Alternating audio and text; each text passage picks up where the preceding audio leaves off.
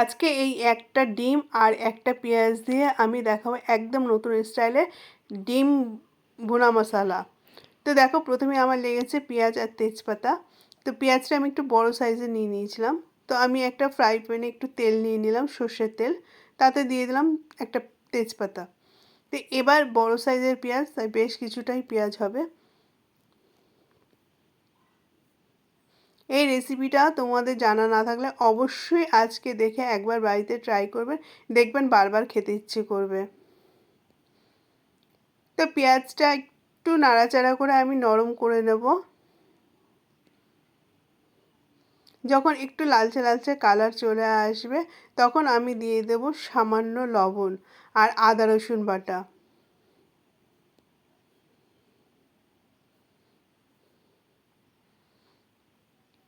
এই ডিম ভুনা দিয়ে পুরো ভাতটাই খাওয়া হয়ে যাবে, আর বাড়িতে যদি একবার বানান আশা করি বারবার সবাই খেতে চাইবে।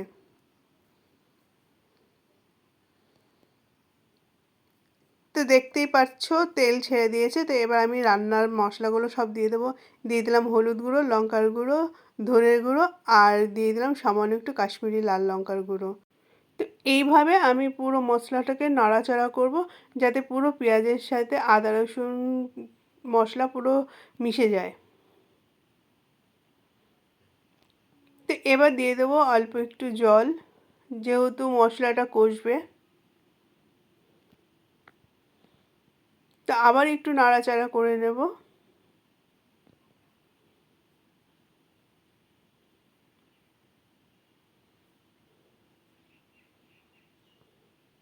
তো এবার আমি কিছুক্ষণের জন্য ঢাকা দিয়ে রাখবো।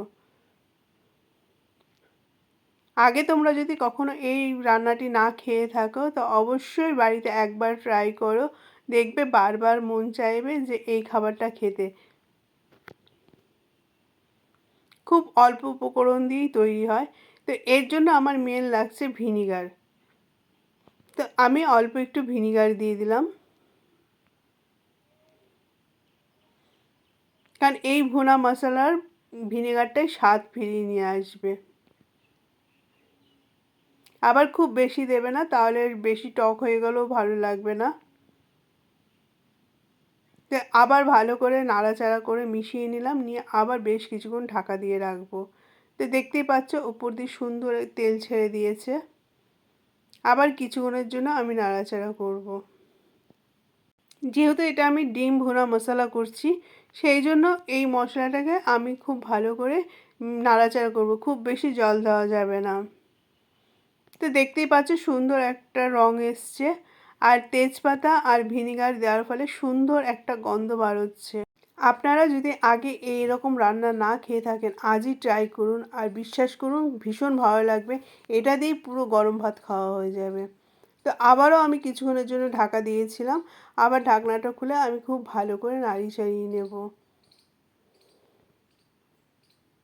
এই মশলাটা যত ভালো করে কষানো হবে খেতেও তত বেশি ভালো লাগবে। তো এইখানে আর তেজপাতার আমার প্রয়োজন নেই, ওই জন্য তেজপাতাটা আমি তুলে ফেলে দিচ্ছি।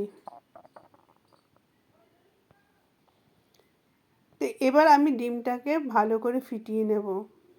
ডিমটা ফিটিয়ে নেওয়ার ফলে ডিমটা পুরোটা মিশে যাবে মশলার সাথে। ডিম ফাটানোর মধ্যে আমি লবণ দেব না, যেহেতু আমি ভুনা মশলা করছি আর মশলার মধ্যে আমার লবণ দেওয়া আছে।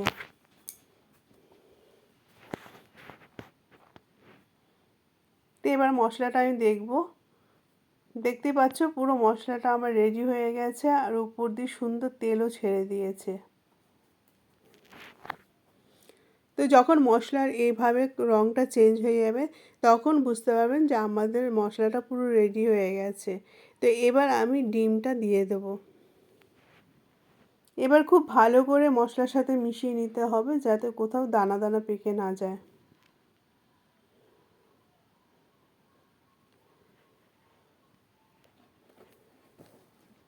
তো আবারও কিছুক্ষণের জন্য আমি ঢাকা দিয়ে রাখবো। ওপর দিয়ে কতটা তেল ছেড়ে দিয়েছে, কিন্তু যখন আমি মশলাটা ভুনবো তখন এই তেলটা আর থাকবে না।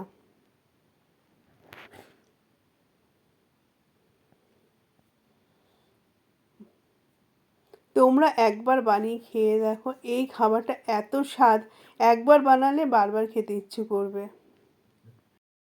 রান্নাটা এখন প্রায় শেষের দিকেই, তো খুব ভালো করে নাড়াচাড়া করতে হবে যাতে নিচে লেগে না যায়। লেগে গেলে খেতে ভালো লাগবে না। আবারও আমি 2-3 মিনিটের জন্য ঢাকা দিয়ে রেখেছিলাম। তো এবার দেখতেই পাচ্ছ রঙটাও চেঞ্জ হয়ে গেছে আর পুরো তেলও ছেড়ে দিয়েছে, আর ফ্রাই প্যানটা দিয়েও পুরো ছেড়ে যাচ্ছে, কোথাও লেগে যাচ্ছে না। তো এখন আমি বন্ধ করে দেব। রান্নাটা পুরো আমার শেষ হয়ে গেছে। তো এবার আমি অন্য পাত্রে ঢেলে নেব, আর এক সাইড করে রেখেছিলাম, যদি কোনো তেল ছাড়ে তাহলে বেরিয়ে যাবে। তো দেখতেই পাচ্ছ কতটা লোভনীয়। আর সবাইকে অনুরোধ করব এইভাবে একবার রান্না করে বাড়িতে অবশ্যই খেয়ে দেখুন, আর বাড়িতে সবাইকে খাওয়ান, দেখুন বারবার খেতে চাইবে। এতক্ষণ ধরে যারা আমার ভিডিওটা ধৈর্য ধরে দেখলেন তাদের অসংখ্য অসংখ্য ধন্যবাদ। সবাই ভালো থাকবেন, সুস্থ থাকবেন, দেখা হবে আবার নতুন একটা পর্বতে।